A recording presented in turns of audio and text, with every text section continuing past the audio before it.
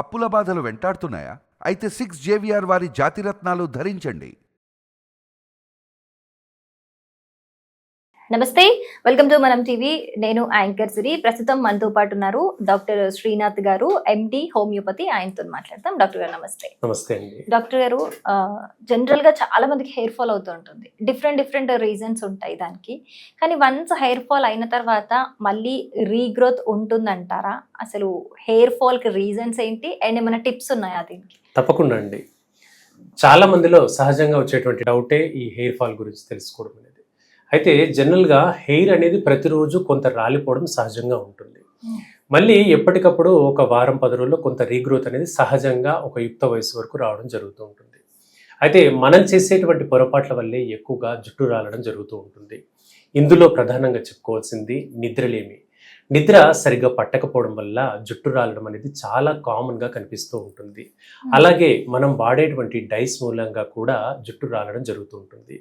ఇక మూడవది పోషకాహార లోపం. జుట్టు పోషణకు ఎక్కువగా జింక్ అలాగే మెగ్నీషియం అవసరం ఉంటుంది. ఎప్పుడైతే ఈ మినరల్స్ అనేవి లోపంగా ఉంటుందో అప్పుడు జుట్టు రాలడం కనబడుతూ వస్తుంది. ఇక నాలుగవది సరైన శుభ్రత లేకపోవడం. అంటే ప్రధానంగా డాండ్రఫ్ సమస్యతో బాధపడేటువంటి వ్యక్తులకు జుట్టు రాలడం అనేది అత్యంత కామన్గా కనబడుతుంది. ఐదవది థైరాయిడ్ కానీ ఏవైనా హార్మోనల్ ఇంబ్యాలెన్స్ ఉంటే ఈ విధంగా కనబడుతుంది. ఉదాహరణకు హైపోథైరాయిడిజం సమస్య ఉన్నటువంటి వ్యక్తులకు జుట్టు కోమ్ చేసిన ప్రతిసారి కూడా ఒక 5 నుండి 10 వెంట్రుకలు రావడం సహజంగా కనిపిస్తూ ఉంటుంది. ఇప్పుడు ఈ థైరాయిడ్ మాత్ర వేసుకోవడము, కొన్ని రకాల జాగ్రత్తలు తీసుకున్న తర్వాత అతి తక్కువ టైంలో ఒక 5 నుంచి 6 రోజుల వేరియేషన్లోనే మనం జుట్టు రాలేటువంటి సమస్యను నివారించుకోవచ్చు. ఇవి ప్రధానమైన కారణాలుగా మనం జుట్టు రాలే సమస్యలు చెప్పుకోవచ్చండి. ఇక వీటిల్లో దానికి కారణానికి అనుగుణంగా మనం చికిత్స తీసుకోవాలి. ఉదాహరణకు ఇప్పుడు హీమోగ్లోబిన్ తక్కువగా ఉన్నప్పుడు, అంటే రక్తహీనతతో బాధపడుతున్నప్పుడు జుట్టు రాలుతుంది అనుకున్నాం. దాన్ని సరిచేసేటువంటి మార్గాలను ఎంచుకోవాలి. అలాగే నిద్రలేమితో ఉన్నట్లయితే నిద్రకు సరిగ్గా ఉపక్రమించడము, అండ్ లైక్ భోజనం చేసిన వెంటనే పడుకోకపోవడము, కాఫీ టీలకు కొంచెం దూరంగా ఉండడం, ఇలాంటి కొన్ని చిన్నపాటి జాగ్రత్తలు తీసుకుంటూ దానికి అనుగుణంగా ఈ మేనేజ్ చేసుకుంటే హెయిర్ ఫాల్ అనేది కంట్రోల్ ఉంటుంది. ఇంతే కాకుండా చివరిగా మనకు ఏవైనా ఆటో ఇమ్యూన్ వ్యాధులు ఉన్నప్పుడు కూడా జుట్టు రాలడం సహజంగా కనిపిస్తుంది. ఆటో ఇమ్యూన్ వ్యాధులు అంటే శరీరంలో రోగనిరోధక శక్తి తగ్గినప్పుడు వచ్చేటువంటి సమస్యలు. అందులో థైరాయిడ్ సమస్య కానివ్వండి, ఎస్ఎల్ఈ కానివ్వండి, కీళ్లవాతం రుమటాయిడ్ ఆర్థరైటిస్ అనేటువంటి కీళ్లవాతం కానివ్వండి, అండ్ మొండి జబ్బులైనటువంటి క్యాన్సర్ లాంటి జబ్బులు కానివ్వండి, వీటన్నిటిలో కూడా హెయిర్ ఫాల్ అనేది అత్యంత కామన్గా ఉంటుంది. సో అంటే వీటి యొక్క చికిత్సలో భాగంగా హెయిర్ ఫాల్ అవుతుంది. ఉదాహరణకు కీళ్ల నొప్పులకు ట్రీట్మెంట్ తీసుకుంటుంటే జుట్టు రాలుతుంది, క్యాన్సర్కి ట్రీట్మెంట్ తీసుకుంటుంటే దానికి జుట్టు రాదు. ఇలా ఆ డిసీజ్కి రిలేటెడ్గా కూడా హెయిర్ ఫాల్ అవుతూ ఉంటుంది. అయితే మనం ఏదో కంగారు పడిపోయి హెయిర్ ఫాల్ సపరేట్ డిసీజ్ అనుకోవద్దండి ఇక్కడ. సో బికాస్ ఆఫ్ ఈ డిసీజ్ వల్ల అదే one of the side effect లాగా అనుకోవచ్చు అండి. అడ్వర్స్ రియాక్షన్స్ అది కొన్నాళ్ళు ఉంటాయి, తాత్కాలికంగా ఉండి మళ్ళీ తగ్గిపోతాయి.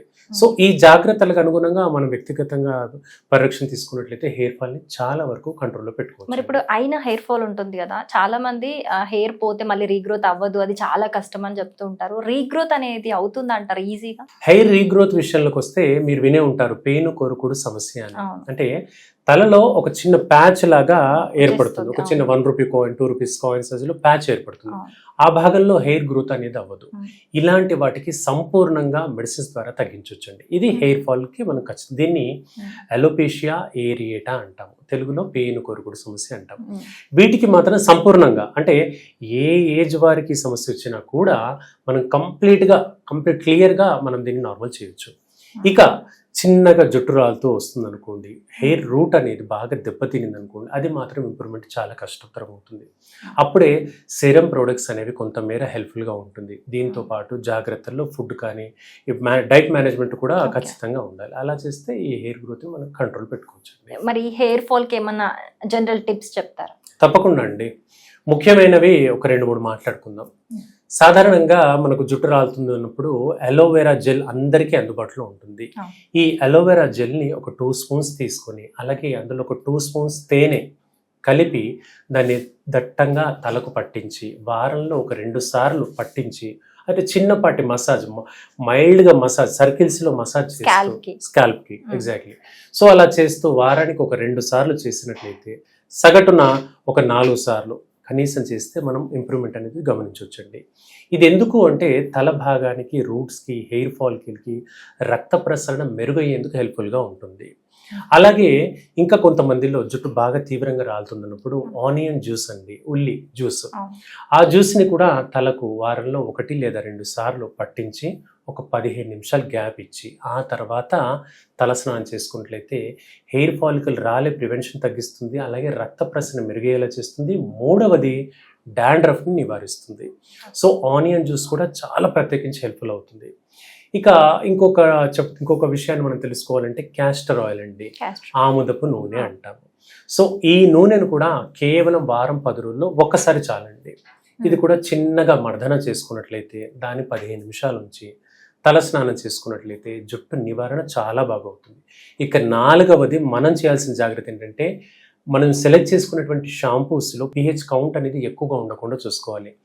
సాధారణ pH 5 లోపు ఉండేటువంటి pHని మనం షాంపూస్కి ఎంచుకున్నట్లయితే జుట్టు రాలడం చాలా వరకు కంట్రోల్లో ఉంటుంది. 7 కంటే ఎక్కువగా ఉంటే జుట్టు రాలడం అత్యంత కామన్గా కనిపిస్తుంది. సో మనం షాంపూ వాడే ముందు ఈ pH దాని యొక్క గాఢతను టెస్ట్ చేసుకోవడం, లేదా దానిపైన మెన్షన్ చేసి ఉంటుంది, ఎగ్జాక్ట్లీ దాన్ని కాస్త చూసుకుంటే సరిపోతుందండి. దానికి అనుగుణంగా హెయిర్ షాంపూస్ వాడుకుంటే చాలా వరకు మనం దీన్ని నివారించుకోవచ్చు. రైట్ డాక్టర్ గారు, చాలా సింపుల్ అండ్ ఎఫెక్టివ్ రెమెడీస్ చెప్పారు. Thank you so much.